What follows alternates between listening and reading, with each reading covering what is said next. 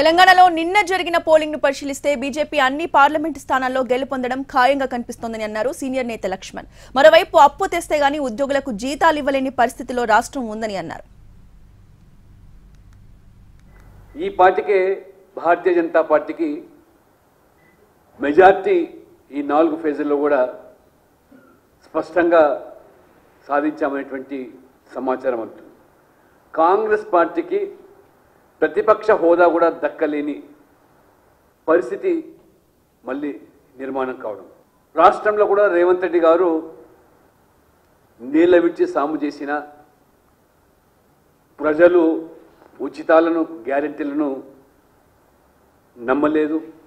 రైతుల రుణమాఫీ డిసెంబర్ 9 అని చెప్పి ఆగస్టుకు వాయిదా వేసి అన్ని దేవుళ్ళ మీద ఒట్లు పెట్టిన ప్రజలు దాన్ని పరిగణలోకి తీసుకోలేదు.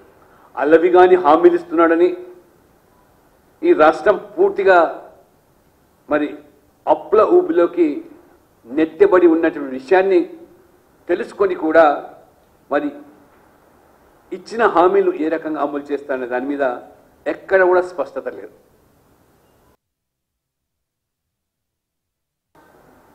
ఈ పార్టీకే భారతీయ జనతా పార్టీకి మెజార్టీ ఈ 4 ఫేజుల్లో కూడా స్పష్టంగా సాధించామనేటువంటి సమాచారం ఉంటుంది. కాంగ్రెస్ పార్టీకి ప్రతిపక్ష హోదా కూడా దక్కలేని పరిస్థితి మళ్ళీ నిర్మాణం కావడం, రాష్ట్రంలో కూడా రేవంత్ రెడ్డి గారు నీళ్ల విడిచి సాము చేసిన ప్రజలు ఉచితాలను గ్యారెంటీలను నమ్మలేదు.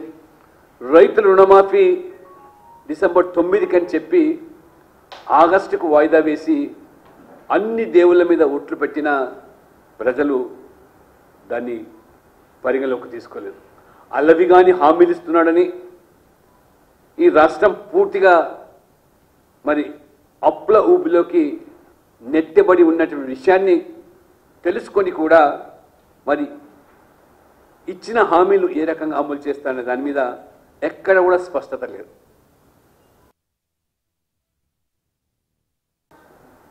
ఈ పార్టీకే భారతీయ జనతా పార్టీకి మెజార్టీ ఈ 4 ఫేజుల్లో కూడా స్పష్టంగా సాధించామనేటువంటి సమాచారం ఉంటుంది.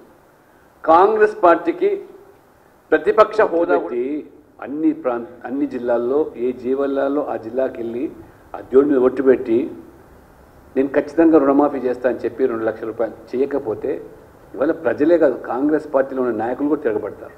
ఎందుకంటే వాళ్ళ ముఖం ఇంకా చెల్లదు, రాజకీయంగా తిరగలేని పరిస్థితి. ఈ పార్టీకే కరెంటు కోతలు, ఈ నీటి ఎద్దడి ప్రారంభమైంది.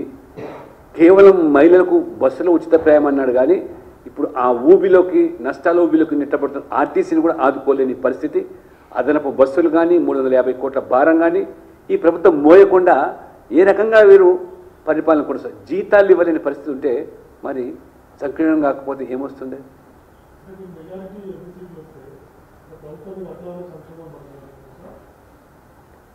నేను మొదటి నుంచి కూడా స్పష్టం చెప్తున్నాను, భారతీయ జనతా పార్టీ మెజార్టీ సీట్లు సాధించినప్పటికీ కూడా ఈ రేవంత్ రెడ్డి గారు అతి ఉత్సాహంతో ఇది ప్రజలకు ఈ గ్యారెంటీల పేరు మీద ఉచితాల పేరు మీద భ్రమలు కల్పించారో, భ్రమలు కల్పించినప్పుడు అమలు చేయకపోతే ప్రజల్లో తిరుగుబాటే కాదు వాళ్ళ పార్టీలో కూడా ఖచ్చితంగా వారు తిరగబడే పరిస్థితి వస్తుంది.